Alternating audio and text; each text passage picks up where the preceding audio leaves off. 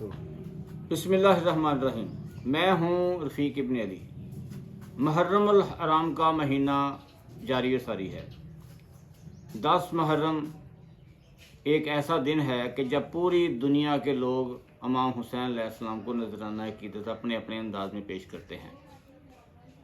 तो पिछले दिनों बाबा जी के पास जाने का इत्तफाक हुआ। उनसे पूछा गया, उनको एक शेर पढ़ के सुनाया कि कत्ले हुसैन असल में मर्गे जदीद है, इस्लाम जिंदा होता है हर करबला के बाद।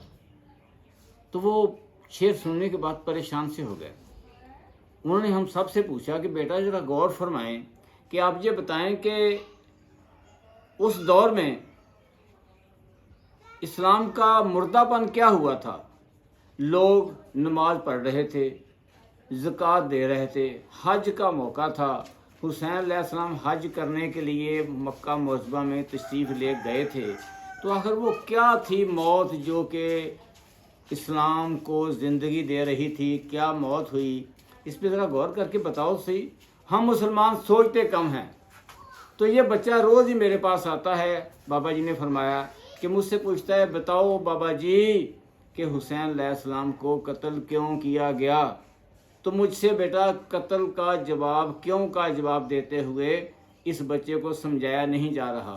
तो आप ज़रा ये गौर फरमाएं कि अगर जब वो मदीना मुनव्वरा से हुसैन अलैहिस्सलाम ने अपने सफ़र का आगाज़ किया तो सबसे पहले रोज़ा रसूल सल्लल्लाहु अलैहि वसल्लम पर गए। तो अगर हुसैन अलैहिस्सलाम सारी ज़िंदगी सलातो व सलाम अलैका या रसूलल्लाह अल्लाहुम्मा सल्ली अला मुहम्मद व आले मुहम्मद पढ़ते रहते, जो यजीद को कोई तकलीफ़ नहीं होनी थी जी। तो वहाँ से सफ़र का आगाज़ किया तो मक्के पहुँच गए। तो मस्जिद नबी में नमाज 50,000 नमाज का सवाब था। एक नमाज़ पढ़ने का वो 50,000 नमाज का सवाब छोड़कर आप मक्का मुअज़्ज़मा तशरीफ़ लाए। यहाँ 1,00,000 नमाज का सवाब था। यहाँ जितनी नमाज़ें पढ़ते रहते उनको सवाब मिलता रहना था। लेकिन हज भी हो रहा था। हज से 1, 2, 3 दिन पहले उम्रे में तब्दील करके हज को आप सफ़रे कूफा शुरू किया। आप ये बताएं कि वो कौन सी नमाज थी जो करबला में पढ़ने के लिए गए? तो हम बड़े हैरान और परेशान हो गए। हमारी समझ में बात नहीं आ रही थी कि बाबा जी को कैसे सेटिस्फाई किया जाए। उन्होंने कहा कि वहाँ करबला पहुंचकर भी उन फौजों ने यही मुतालबा किया कि आप हुसैन अलैहिस्सलाम, आप यजीद को अपना वोट दे दें, अपना बैत दे दें। उन्होंने अपना वोट देने से इनकार किया था। यही वो वजह थी कत्ले हुसैन की।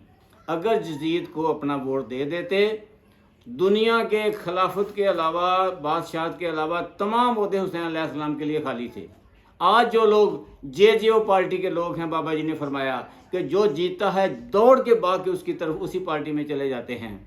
तो सियासत तो वैसे ही मस्जिद और मस्जिद में ममनून करार दे दी गई है। सियासी बात करना उलमा कराम से कि बस की बात ही नहीं रही कि लोग कहते हैं ये उलमा कराम कैसी बात करते हैं, जबकि मुसल्ला रसूल के और तख्ते रसूल के यही उलमा वारिस थे।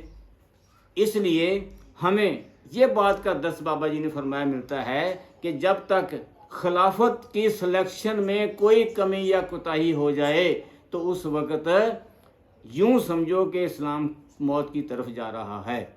तो इसलिए पाकिस्तान का आइन जो है वो भी 62-63 की शेख बाबा जी ने फरमाया कि यही है कि अगर आपने खलीफा की, वक्त के हुक्मरान की, सरबराह अदारा की अगर आपने सिलेक्शन की हो तो ये 62-63 की शेख को देख के गौर कर लिया जाए। तो पाकिस्तान के, मैं नहीं समझता बाबा जी ने फरमाया कि कितने लोग होंगे जो 62-63 की शेख को, आइन को जानते होंगे।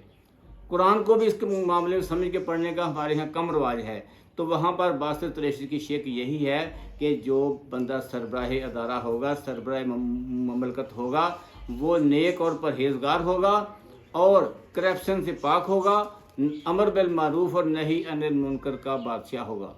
जी दोस्तों, अगर हमारी ये बात आपको अच्छी लगे तो कमेंट्स कीजिएगा। अगर मेरी बात आपको समझ में ना आई हो तो मेरी बात से आपको इख्तलाफ करने की मुकम्मल इजाज़त है। मैं एक तालिब इल्म हूँ और सीखता रहता हूँ, तो मेरी बात हरफ़े आखिर नहीं है। आप मेहरबानी करके इस पर कमेंट्स करके ज़रूर मुझे मशवरा दीजिएगा।